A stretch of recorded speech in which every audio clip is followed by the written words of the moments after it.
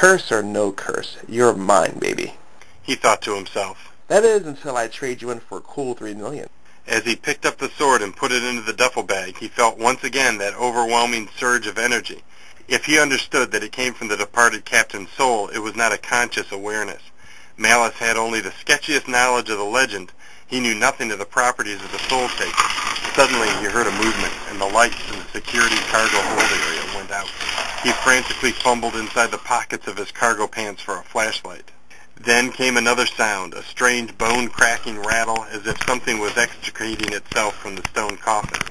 It's only a legend. It's only a legend. Just a myth, nothing more. He forced a hollow laugh out of himself, trying to pretend he wasn't becoming more terrified each passing second in the pitch-black cargo hold. Finally, his hand found the flashlight in his right leg pocket. Okay. He whispered to himself. When I turn this on, nothing will be there. It's all in my mind. He switched on the flashlight at the doorway he was facing. Nothing. Absolutely nothing. Malice sighed deeply, suddenly feeling stupid, and he laughed now with relief. Geez, I must be a damn moron to think for 1 minute. But wait. He remembered with a start. That sound, what was that? There it was again, that creepy bone-crackling noise right behind him. And this time he dropped the flashlight to the deck floor. Malice froze. Just as suddenly the sound stopped. No, it's not happening, he told himself. It's just a figment of my imagination. And yet, as he said it, his shaking hand groped for his gun. He somehow managed to pull it from its holster and aim it into the darkness. Go back to hell! Malice screamed as he readied to fire, but something grabbed his arm with a grip so tight that it made him drop the gun instantly. He stooped quickly to pick it up with his other hand, but found the dropped flashlight instead. Now he shone the light on the thing that had such a mighty grip on his arm. What he saw was more frightening than death itself. A grotesque, part skeletal, part flesh figure stood before him. Malice knew at that moment, and without question, that it was the warlord sage and that the curse was indeed true.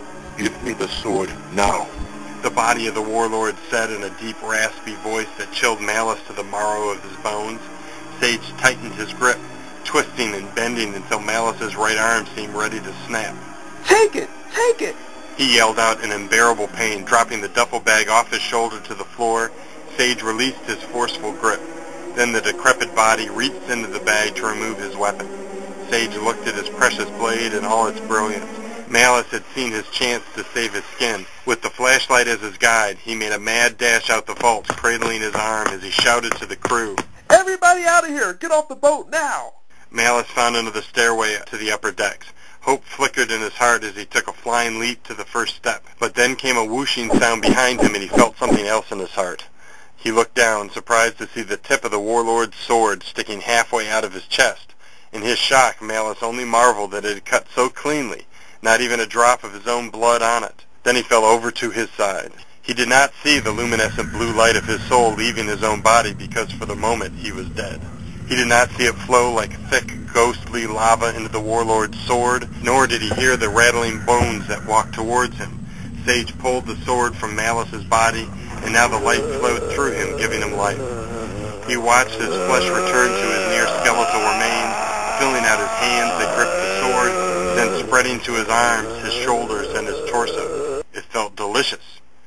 Mayhem was already back on the speedboat, unhitching the rope that moored it to the freight. When he heard the sounds of the massacre that shook the hull of Dragonfeather, shouting, gunfire, screams, then all was over and all was quiet again. He looked up for any sign of his team joining his escape, but saw something else. The dusty armor was familiar, but the face was somehow different, younger.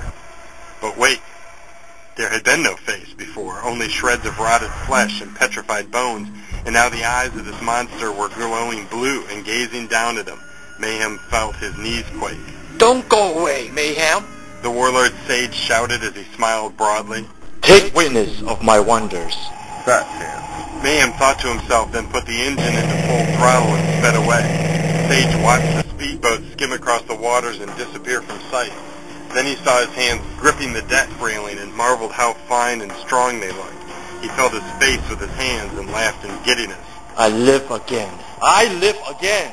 He roared with laughter, rejoicing in the sensation of air filling his once petrified lungs, rejoicing in the new start of the building of a new empire for the demon world, to once again rule the living and extend his immortality. The dragon feather was getting closer to land as dawn approached. As Sage took witness of the mighty structures of the island, overwhelmed by such monumental structures that scraped the sky, he debated whether to swim to shore or to simply enjoy the ride aboard the unmanned freighter. He decided on the latter. Why get wet? He hummed contentedly to himself as a voice from the demon world guided him into New York City. Dragon Feather, this is New York Port Authority. Cut your engines. You're coming in too fast. Dragon Feather, respond please. Getting no response, the Port Authority went on collision alert.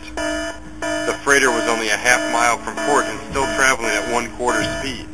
Clear docks! Alert! Clear docks! Level 1 alert! Clear all docks! The dock supervisor's voice screamed over the outdoor speakers. Everyone working on the dock scrambled off as the spotlights beamed on the grayish hull of the Dragon Feather. Then it happened, what all dock workers feared. With a sickening crunch, the freighter crashed into the pier, ripping everything in its destructive path. Docks were smashed like sticks, fuel tanks exploded, and dock workers screamed into the chaos. The ship finally came to a stop when it ran aground and listed to the side. Soon after, there was a frenzy of reporters and emergency vehicles on the scene. None of the dock hands were hurt, but the chief of homicide found a mass murder on his hands when he and his team went aboard the Dragon Feather.